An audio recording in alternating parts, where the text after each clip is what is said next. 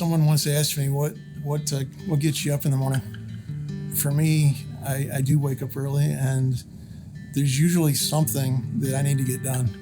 It's that email that I didn't respond to the night before, or it's a deadline on a design project we're involved with, or someone in construction submitted a request for information that we need to get a quick response for, and I don't want to hold anybody up.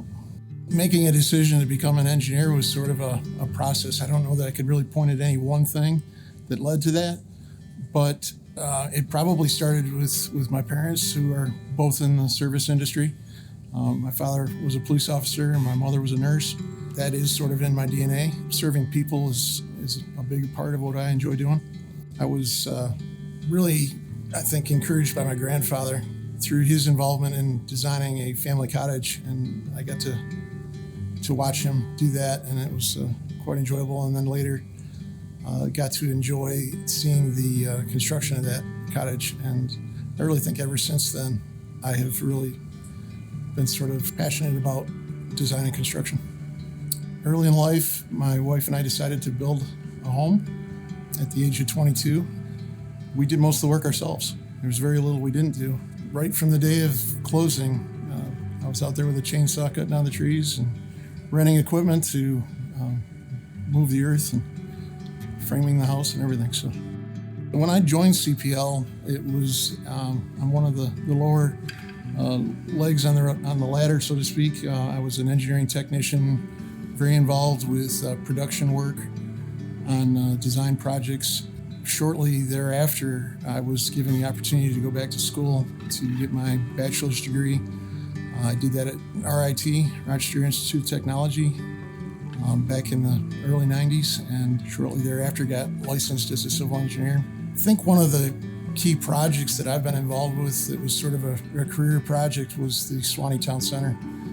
When I moved to Suwannee in 1995, this community was very small, and you could literally drive through this community and not know that you went through a place.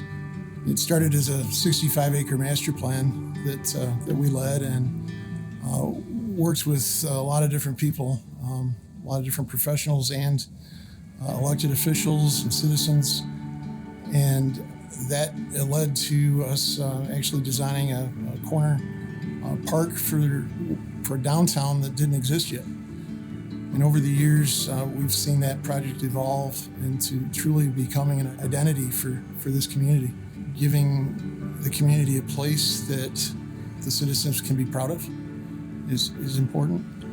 But it's a gathering place too. It's a place for the community to come and enjoy open space, concerts. There's a interactive fountain that the kids can play in. And there's always something going on in this park.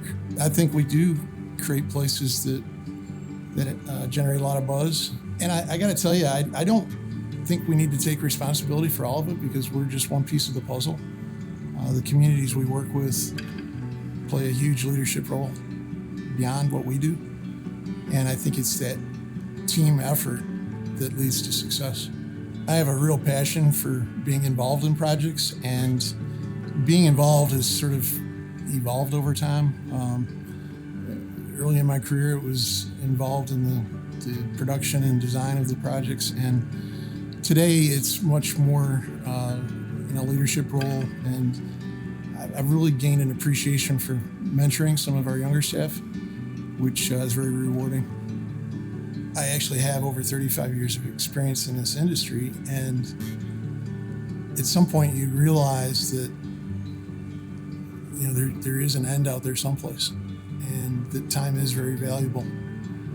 And I think for the remainder of my career, I really want to focus on being involved with projects that